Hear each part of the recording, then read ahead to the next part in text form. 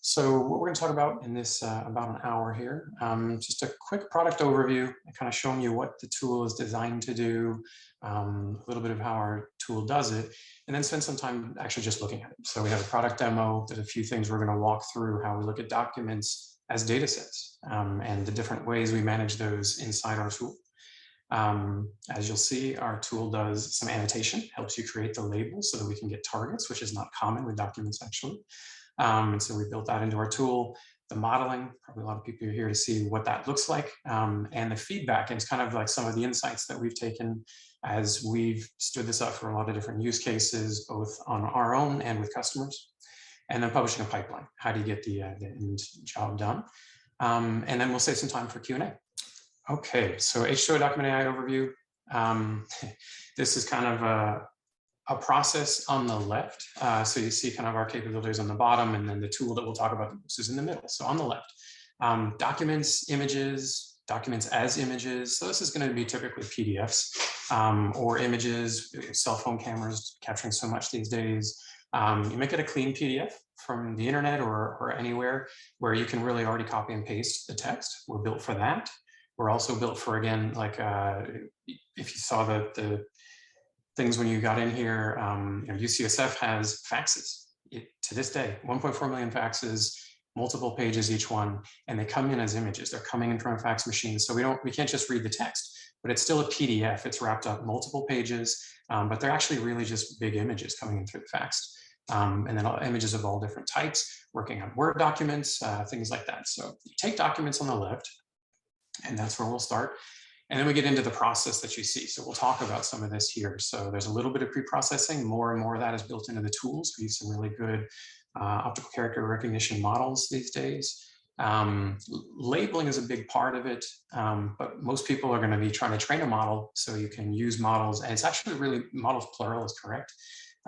It's very frequent. Half of our customers use 2 models in the same pipeline, actually.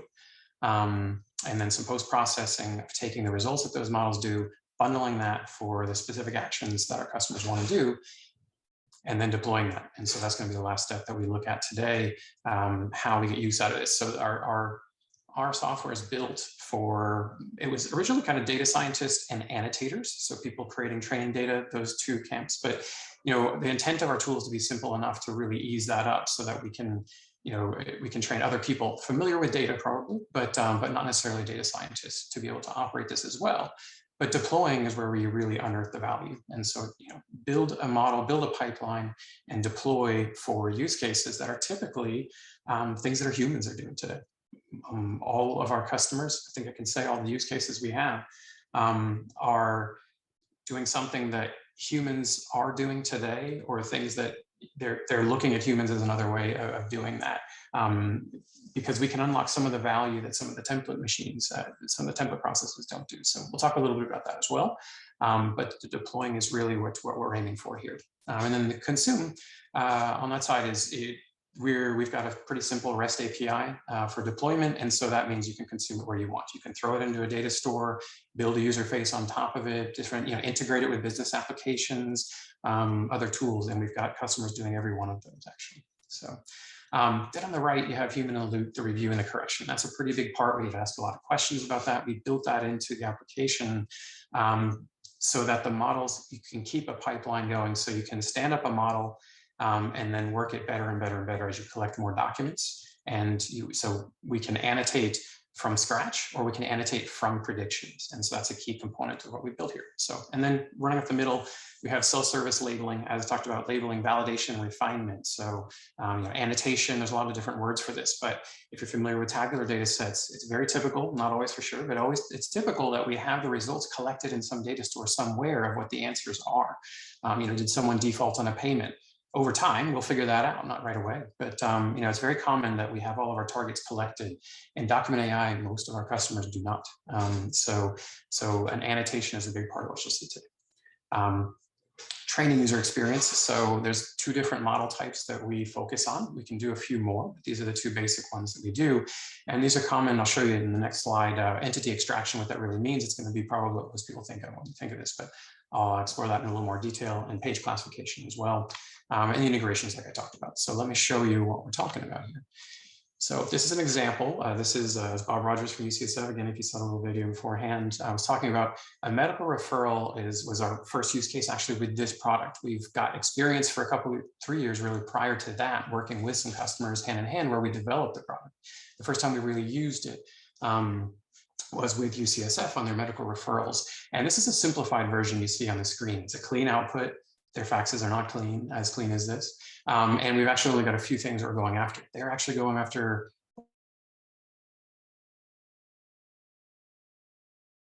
unique, different things they're going after. But here we see we've got an anonymized physician referral coming in. And so this is a physician group sending documents, sending these referrals from one practice to another. And so these are coming into UCSF. And that's important when we talk about UCSF doesn't control this form. Right here, they would be taking this from, it looks like the health medical center. But all the different facilities around the country are sending it usually on their own paper, on their own format. So they don't really control the format. So we're not talking about templates, and that's really a big key of where the strength of H2O's Document AI is. Most of our customers have that situation. They get dozens, hundreds, thousands of different formats of the same document type. So we're talking about a medical referral, but it's going to shift form as you see it in different coming in. We don't just have one format coming in. So what we're doing here is, you can see we've kind of color coded over here and on the right with what we're trying to find. So on the right, we're going to, so date of birth. So we've got the value coming in and we're predicting patient DOB with a high confidence. And so here we picked up, and then we can also show you where it is on the form. So we're going to take this document in page by page, look after a specific schema, if you will. So a bunch of classes that you've thought about that you want to pull from this medical referral. Like I said, when we started talking with UCSF, they had already figured out there's 116 things they want to find from this document. You know, this is typical data science looking at your use case. What do we need to take out of this document so that we can digitize this and act on it? And you know, typically the smaller the better. The smaller the easier it is to label. But actually, these models, like I said, with 116 classes, these are deep learning models, and they can, unlike GBMs or anything, you know, typical tabular models, you know, they can handle these just about as efficiently with 116 or even 1,000 as they can with 5 or 6. So we're going to specifically look at a schema that matters. So we're taking these referrals, we're pulling specific information out of those referrals. And like I said, we can start with one document here. And if we always, you know, if we always looked at this specific format, that would maybe be pretty easy. But then it's going to shift. And here's a different one. You know, this is a totally different format. If we compare kind of these two, kind of bounce back a little bit before it, you know, they're each forms. It's similar content. It's not going to be the exact same content. Usually out of those 116 things they're going for, you only find maybe 30 or 40 on a given document. There's lots of variations in there of what they're looking for. And so what we're going to do here is, this is where H2O's Document AI really is a strength. We've aimed it at this target since day one, because we had a similar bank confirmation use case where all sorts of banks were sending documents into PwC. And so when we did that, we thought very clearly about the schema and then using models. And we've upgraded this over time. Where we're at now, we're using advanced deep learning models. We're using transformer models, for those of you familiar with that. And the ones we use, so high-end NLP models. So at the basis, we're using a natural language processing model, very similar to BERT for those that are familiar with that. But the big difference is that these documents are not reading in typical reading order, paragraph, sentence kind of format, top down, left, right, or a different reading order with different languages. The structure of the documents, the way that humans lay these out to be concise, actually, is usually what it's for. With tables, forms, here we have left, right. If we look here, we have a little bit of top down. You can see outpatient psychiatric clinic. And if we just read this left to right, we would get fax completed form 2, and then it goes to data referral. And we're going to kind of make a mess of some of this address information on the left. It's going to start getting in the way of contact phone, things like that. So the models that we use are basically a BERT model, natural language, high-powered natural language processing model, state-of-the-art, still different flavors of BERT, but the BERT algorithm is here with key information about the pixels of the location on the screen. And we see evidence when we look at these models, when we use the right models, we see them understanding the structure of documents. You see it be very refined about understanding left-right table structure so that it knows that the column is on the top and it reads an entire column top to down, and it really helps the model classify each of the information from those tables. Also, we're using transfer learning when we do these. So this is the layout LM models that we use, and other variants are all pre-trained. So this one's actually trained on 11 million documents. So it's seen the structure of documents, and difficult documents, in fact, not as clean as what you see here on the screen. I'll show you some of those when we get into the demo. So transfer learning, for the data science out there, that's a really key factor. We're not starting from scratch. We've got a pre-trained model that's seen 11 million documents before. And that's where we're always going to start with, and that allows us to start fast. And so we can also, so there's the other formats, and then we can also see different document types. So that's a position referral. We've got more and more use cases that we see with customers, and to some extent, we're not scared of anything. You know, bring in a specific document type, and we'll just look at, you know, there's different pros and cons of some of these. This one in the middle, the death certificate here, is going to be a little more difficult to read, but the OCR that we're using is going to be up to that task. You know, we can handle handwriting, the accuracy a little lower, as with everything, but we do use models that can handle handwriting. We're working on other languages with our OCR toolkit. So, but different document types, and they can handle different formats within those document types is what you'd want. So typically, if we look at this invoice, death certificate, and a receipt, we'd want a model for each one of these, for each document type. You don't have to. You can actually probably get away with an invoice model for a receipt. We've seen that. But typically you want to look at handling a single model for a document type. So, okay, so now we'll look at the tool, and we'll continue to lay the foundation. I know kind of went fast through what we're talking about here, so some of that will settle in here. So what we're looking at, we created to work with UCSF, we had a back-end data science library. I'm not really going to show that or the API.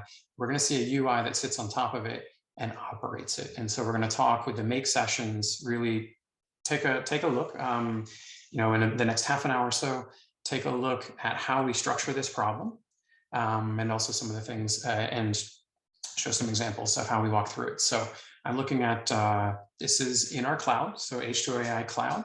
We're using a cloud that we have internal to H2O to demonstrate this, that we've seeded with a lot of projects, but I'm going to kind of try to do, we're going to create one from scratch so you can actually make.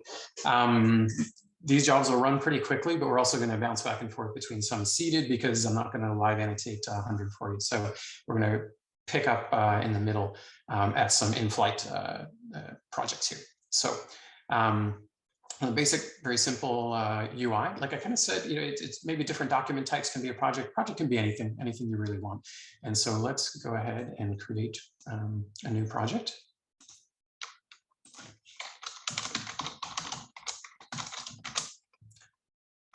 And I can get started. So I'm just creating from scratch a new project. I can upload my files here if I'm ready. A lot of people are anxious and they want to do that. You can also upload them later. So I'm going to go ahead and upload them later, and I'll show you a little bit why. So we created our document set, and live is we've got that. And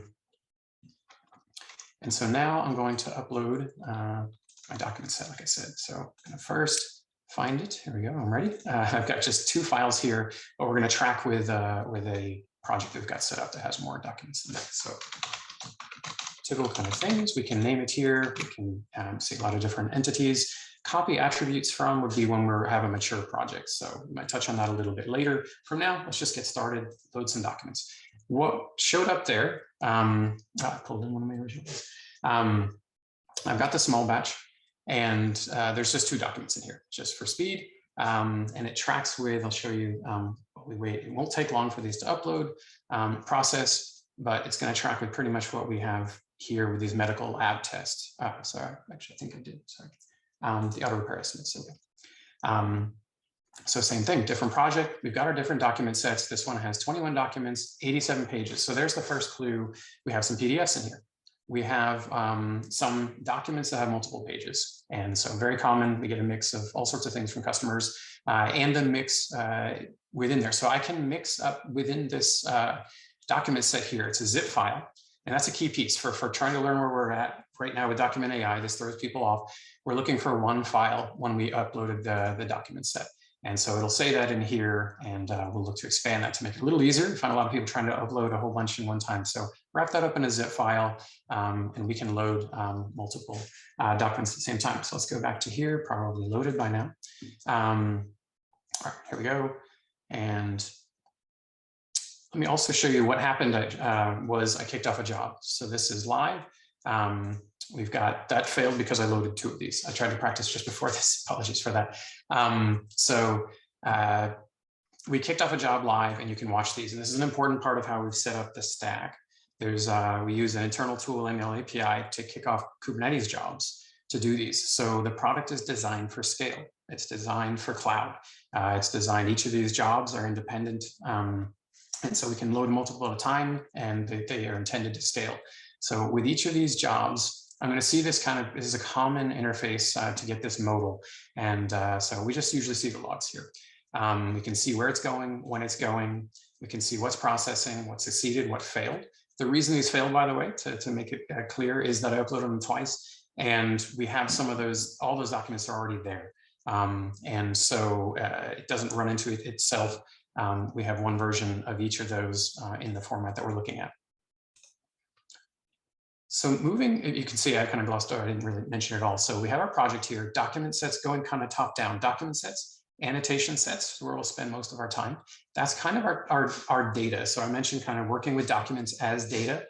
When we load our documents here, we're kind of done with the document sets. That's a simple thing we want to do, and we can run the OCR against them and start creating annotation sets. So let's do that.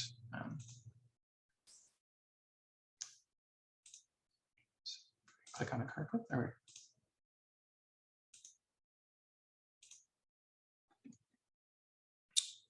All right. Good job.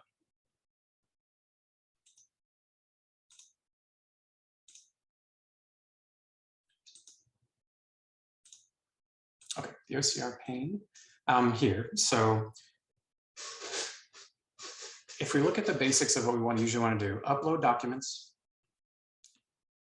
create targets, annotations, the answers. You can import them if you have them. We work with clients that have that, convert them to a couple of different specific, a couple of different common formats, or create those. And most people are creating, again, with the annotations. So again, upload the document set, create the answers, the targets, the annotations, and then train a model. Those are the basic 3 things we want to do. But there's an extra step in here. Those natural language processing models need to see the language in here. They need to see the tokens. And so the one thing we need to do is run the OCR process. Really, we've called this intelligent OCR because, like I mentioned before, if you have a modern document and a typical PDF that's very clean, there's no need for us to actually use computer vision to read it in an OCR way. We can just use the embedded text. The embedded text is sitting there in the document, just waiting to be read quickly and without error. It's the way the document's meant to be read. So when we get an image from a camera phone or those faxes I talked about with the UCSF referrals, we don't have any of the embedded text. So here we're going to use something that's dynamic to run the OCR. And so again, that's optical character recognition. We're using state-of-the-art OCR models. Our team's been working on these the last couple of months to further improve the models that we have. It's a pretty exciting process, maybe for another day. For those that are familiar with Hydrogen Torch, we're looking at 2 basic models that are running through here. We're going to read everything like a big image, and then we're going to segment the text, find all the words on the page. And that's a key aspect of Document AI. We're looking at things as a token. When we say token, we don't mean character, we mean word. And what word really means, because a lot of them aren't even words, like ID numbers and things like that. They're space delimited tokens. So that's a key aspect of what we're working with here. I'm going to tell you what, I'm going to kick one of these off and then I'll explain a little bit, so it'll run pretty fast. But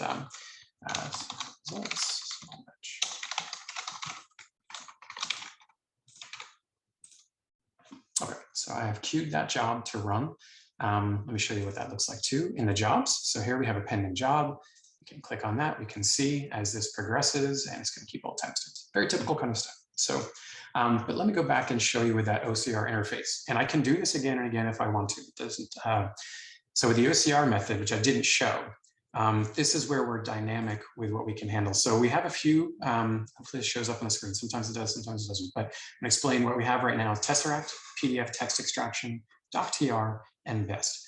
And so what we're really looking at, Tesseract, very common off-the-shelf library. It's what we used for the first year or so of doing this, actually probably 3 really. PDF text extraction is that mode where I said the text can just be read from the document. We don't have to involve computer vision. And then DocTR is a higher level OCR library, modern computer vision, like I was saying, with the segmentation and then recognition. Every token is going to recognize what's in there, including some handwriting. We're working on other language models right now. We're working on improving those 2 base models of being more precise about getting the tokens and better about the recognition. So it's a very active part for us. This DocTR was a starting point, but it's an H2O fork of a really good library, DocTR. But we're making that our own right now for the past couple of months, and some really promising results there. And what that means is if you've used OCR, in the last few years or so, this is something that gets better and better, tracking with computer vision getting better and better as well. And so, for those familiar, the MNIST digits, have been a really good solution for deep learning for a long time. And yet the OCR tools are not as clean as you might think from seeing those 0s to 9s. So a lot of the challenges when we're getting documents that don't look so clean, getting camera phones or just images of any type, poor quality scans that have multiple documents on top of each other. The deep learning methods really thrive in that environment. And if you're familiar with Tesseract and you've used OCR, again, being any off-the-shelf kind of OCR, I think things have improved. And so we see that we can get good results against some pretty difficult documents. And so that's the OCR method here, but the best is something that's dynamic. And so like we saw earlier, here I've loaded 2 documents. I've actually got an image and I've got a multi-page PDF in there. And we can dynamically use the right tool for every page within each document. And so you can use Tesseract specifically if you want. You can use DocTR, use PDF text extraction, but most of the time people want best unless they know, like UCSF with those faxes, there's no embedded text. We're just going to go ahead and skip even the vetting step, which is really quick. But we're going to look at each page and see, do we trust this embedded text if we find it? If so, we're going to use this PDF text extraction. If not, we're going to use an image model. And you'll see these options, again, like this is an active area of work. So I think in the next few months, we'll start to get more options showing up here when we bring in multiple languages and other GPU optimized settings in here. That's, again, the work that the team's doing. These options will get a little more complex, and we'll try to keep the user interface simple to use as we do that. So this is long run by now. So the document sets, I'm done with this document set. I've loaded mine. I've got 2 documents, 8 pages. I've OCR'd it. I've got what I need from there. The system now has seen what those documents are, and it's created 2 of these annotation sets here. So I've moved to annotation sets. Annotation, again, I've used these synonyms a lot. So labels, targets. But this is really where we're storing all of the data about these documents. And so in annotation sets, the one I just created, which is the one that matches the name I used, has this attribute of text. But we've already, when we loaded these, we also pre-created one that's set up for you to create labels for whatever project you want with these documents. I'm going to first show you what the text looks like. There's not much to interact with, so the OCR is done. We can see it. Mainly, this is just, it's a step in the process of getting us to run the model. But here's the first time we've actually seen these documents. And so what we're showing is an active labeler. These boxes are created by the OCR process, but they're live. They can move. There's not a good reason to do that here. I'll show you why that matters for the labels. So, but a little bit of what the labeler can do. So it's dynamic.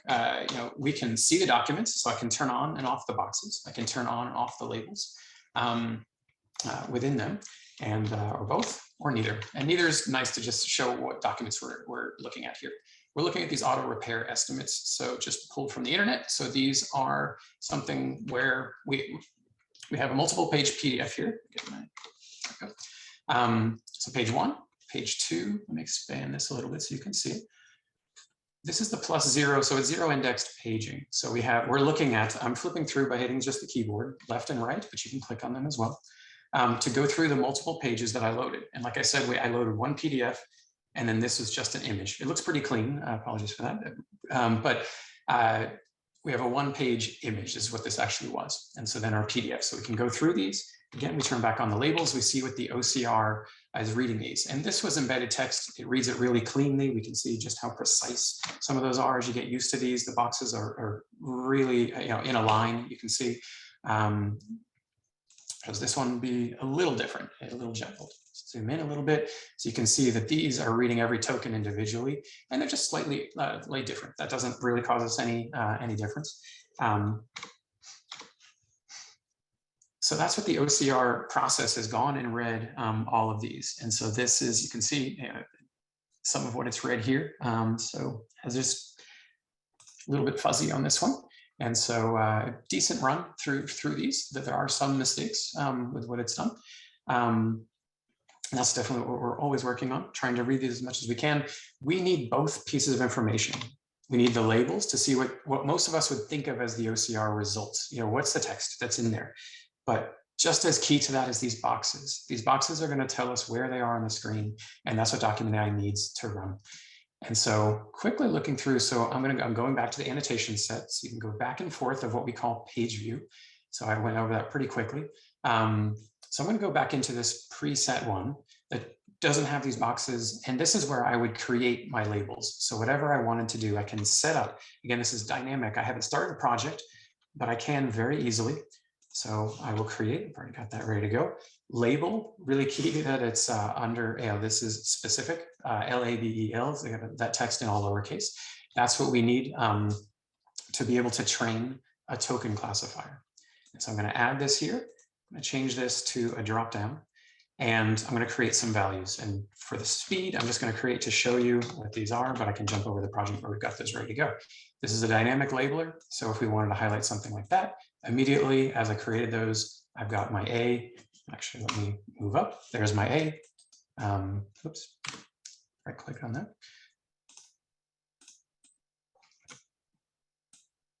Sorry, slow. There's a B, and so forth. So you can imagine I can do that through the documents.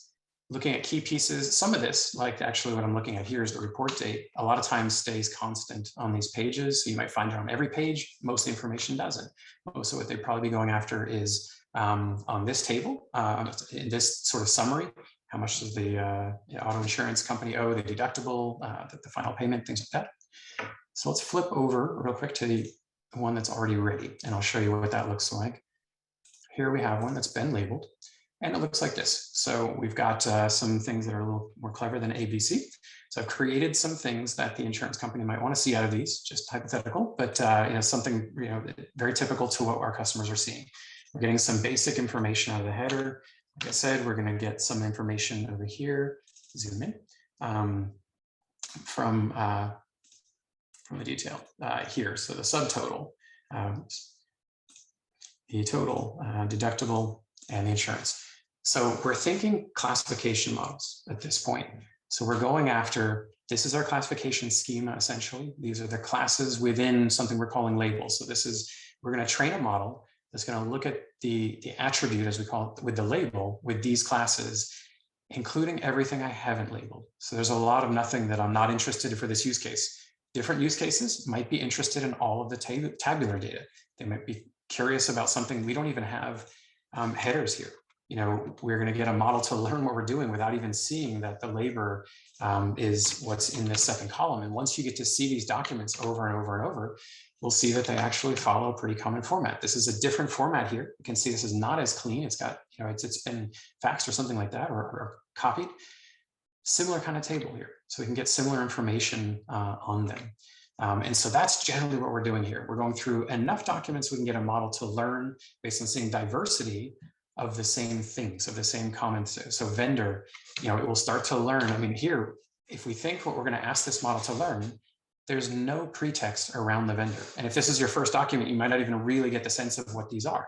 Once you get to see these over and over, it becomes easier. And I find we change our annotations when we do this internally. What this is. So I've labeled this vendor, and it's just right there in the middle of the screen. And this is, so if we wanted to head back to what Document AI is going to do here, using these natural language processing models, the natural language processing models are going to use all the tokens around it, all of the context to try and classify what we're looking at, and also that pixel information. So as it looks at multiple documents over and over and over, it's going to start to see that the vendor is the thing that usually appears in the same spot, near an address, something like that. It's going to use, but we're not teaching it. Unlike some, you may be familiar with template models where you're going to have the cues, like a form sort of thing, damage assessed by, and the name is David. If we want to see if it's that same format every single time, we may be training on here's the keyword, and then we're going to move over. But that's not what we're doing here. We're going to go after the specific text that we want to deliver in the final results and let the model work out how it gets there. And it gets there with volume and ideally diversity. So like I say, these can extrapolate, they can generalize to different templates as we move through. Most of these are going to be similar, but different. And we want the models to learn that same kind of thing here. We almost have, identical, different format, but, the vendor's right there in the middle. And I think that's me not leaving it vendor. So we're going to use the natural language processing model to look at all of these classes.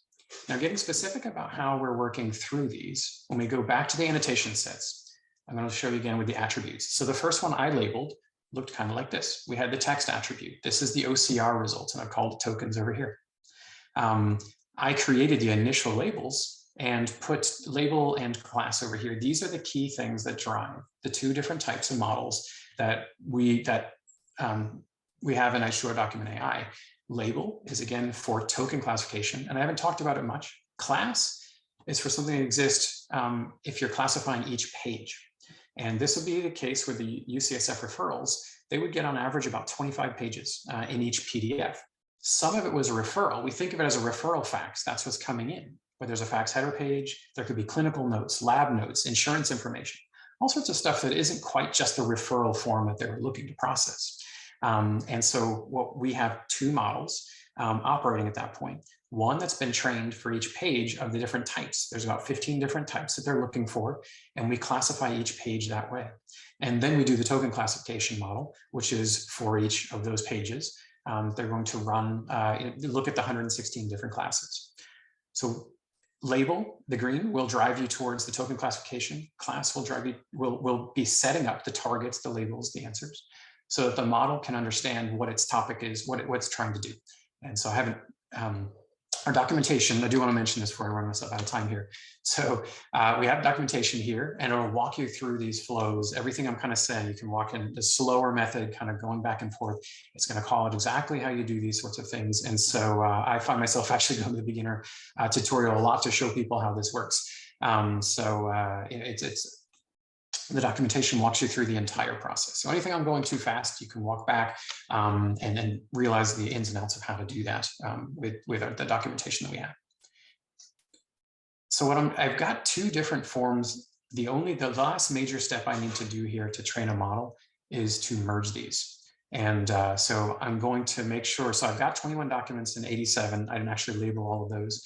So I'm going to merge those so that our model can see all of the text, all those locations, but then we're going to merge it with the answers so that effectively what we get is the OCR results that have been joined to how I labeled these. So here we have a few of these. Oops, conversion is the wrong one.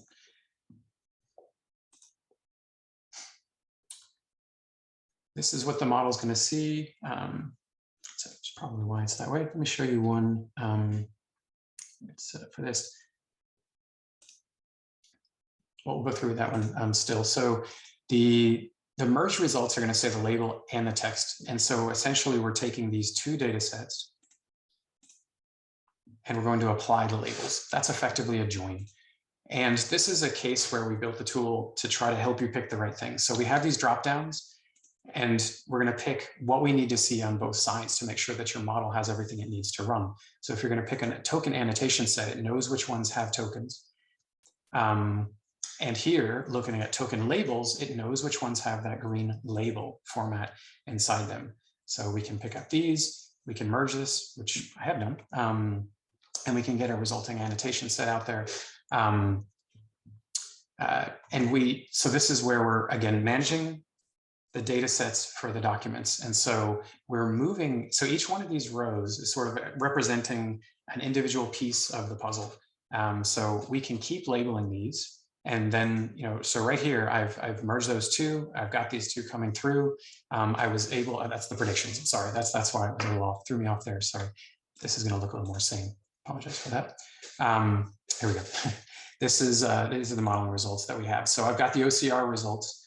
Here we're saying what the label is alongside the text, and this is what the model needs to see. So it sees the text bishop, it knows the location of this bounding box. Body is also the vendor, because when I did it, I highlighted all 4 of those all in one shot, made a simple model, a simple box, and now we merge that so it overlaps. So we intersect these two, and then this is what our model needs to see. And so that's one key aspect of what we're doing with Document AI. We're moving the OCR results and the fine-grained every single token with the way that kind of humans label it typically. And if you see some of the tabular ones I'm not going to show today, I almost did, we can do that with an entire table. We can label an entire column and then merge it in with the OCR results and get what the model needs to see, which is token for token. It's classifying these according to the schema that we gave it. And that's what we're doing here. So at this point, I could train a model. So I've run that apply label step. I can train a model. And here it's actually pretty simple, which is why I said, we've got, it's built for data scientists, but it doesn't really take a big knowledge in data science to be able to run these. We found internally that we're running the same process each time. We have 4 Kaggle Grandmasters on the team. We have people that know what they're doing with these models. We're running sensitivity analyses to kind of back some of these things up, and we're finding the results that we see. It's not very sensitive. The models we use are kind of the models geared for this task, and they're not very sensitive to their hyperparameters. The only thing will probably allow some epochs to go a little higher if you have a small data set to try to get the most out of something really small, which is what we're showing here, 20 documents. With bigger document sets, you can run it a little faster, a little fewer epochs. But otherwise, like our learning rate, typical parameters you would get in Hydrogen Torch or any other deep learning framework, not very sensitive to some of these. So it's actually pretty straightforward to create a model. Which I have done. I'm not going to go walk through quite so much of these, but you can walk through that tutorial to see, just in the interest of time. And so this model, I don't remember why we had done it. I'm going to show you what the output looks like against a different model here, where we have the results. So here we have 11 documents. So what I just did is I clicked on that. We've got this modal popping up, which is similar to all annotation sets, document sets, models. This is going to show you the information about it. The key part here is the accuracy. So I've run a model on medical lab test results. I've got a schema here, which you can see here. So there's 3 kind of panes in this accuracy result. So I've trained a model. As it says, not too exciting, punch a button and it runs. It's going to run the models we're talking about. Here's where I react to kind of the output. So the models run fairly quickly. This ran in 2 minutes. Now we're running it on 11 documents, 20 pages. That's small, but it's enough to get started. Our micro average is already pretty high, our weighted average 96, but the macro is pretty low. Why is that? We're actually looking at a table here, and what the model's done quickly with the initial results it's got really good accuracy on some classes and really poor on other classes. And you can see this with our metrics here. I've got support. Support is a count of tokens. And so on the ones that are weak, it's focusing so far where the volume is. That's not going to be a limiting factor. You might think, oh, well, does that mean I have to, I need to get more and more, that it can't handle unbalanced data sets? No, it just means we do need a few more than 12 to balance these out. So far, the model is just going after where it's seeing most of that volume, the repetitive nature behind these. But it's already, again, 11 documents, 20 pages, not very much. We think deep learning, typically we find a lot of examples, but this is the power of transfer learning. So that transfer learning, we're starting from a model trained on 11 million documents, and the structure, this is already able to figure out the structure of some of these documents which are in tabular format. And so that's a key part here. Now, what we find, in some of the best practices here to look at these and understand what do I do about that. So I have a pretty simple understanding of what that is. I need to get a little more data so it can see more of the facility name, the line test flag, some of these things that are fairly rare.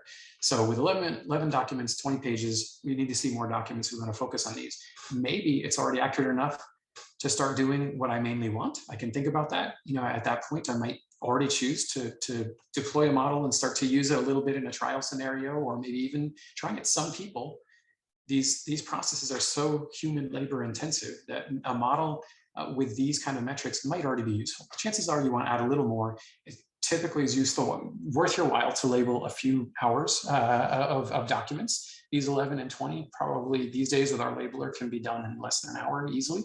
And it just gets faster and faster as you go along. Most of that's product setup and thinking about it. So the consistency of the labeling is a big thing we'll talk about. We might do a follow-on session later to really talk about the ins and outs of how to get the best. But what we find, again, with a high-end team of data scientists, a great team, we don't spend our time modeling that much. We spend our time reacting to these and wondering, what have we done?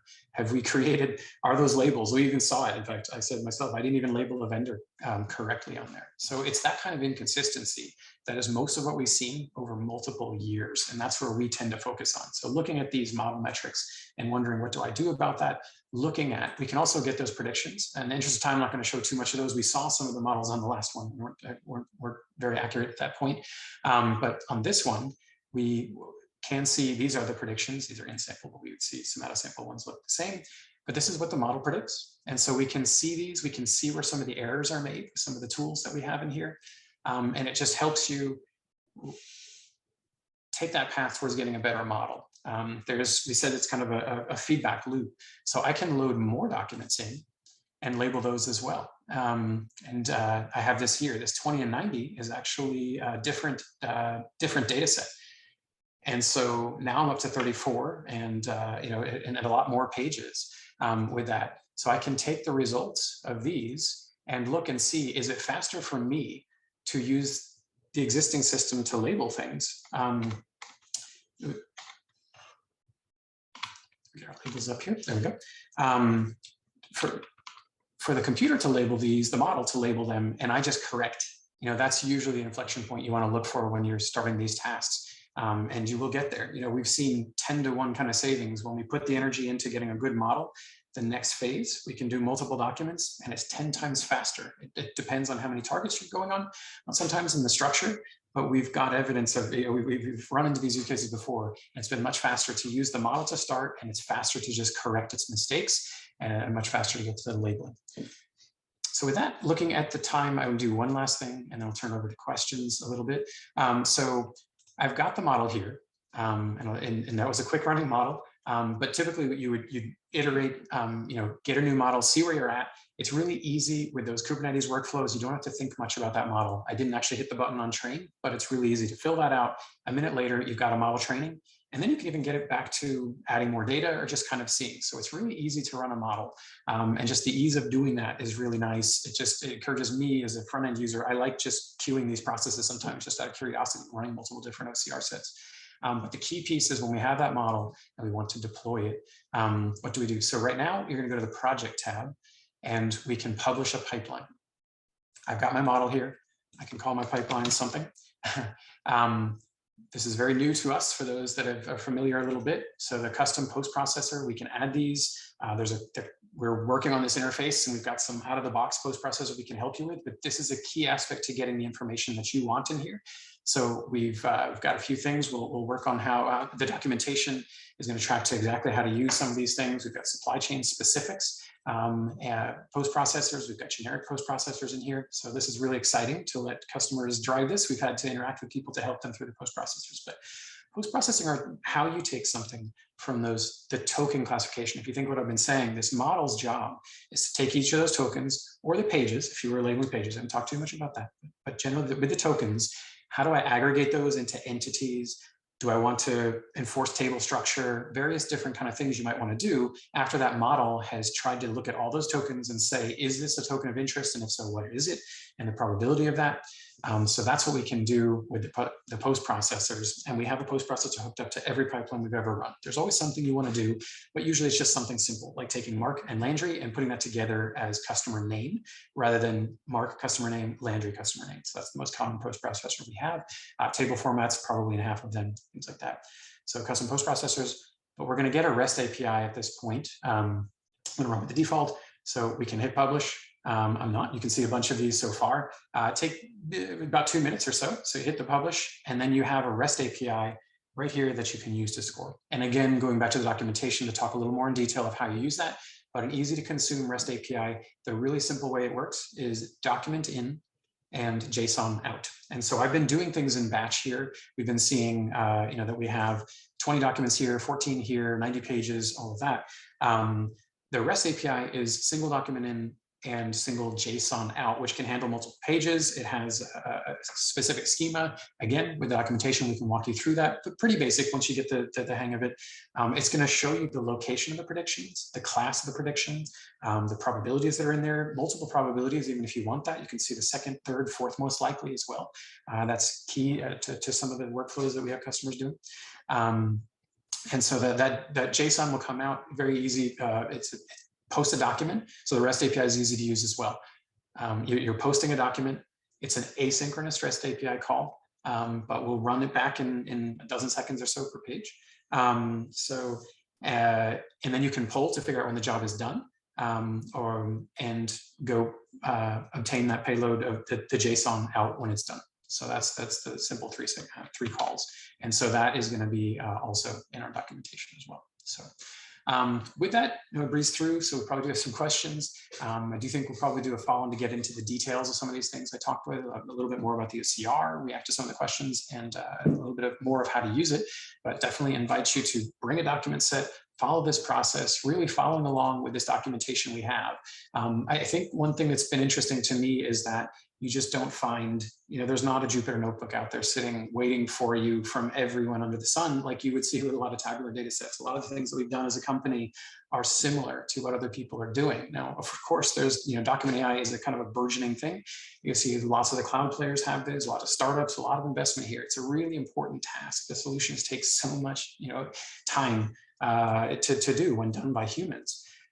So it's definitely a really big thing that these models are getting good enough. The OCR is getting better, and the modeling, the state of the art on both ends that we have here are able to do things that really you couldn't do a few years ago.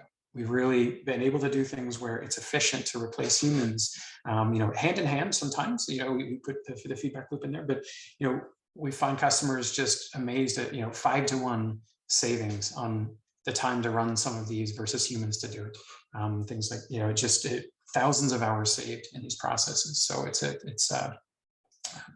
definitely a really interesting space, and we a lot of interest here. And as data scientists, we're going to keep working on making this tool set better and better for you, so you can use it. So.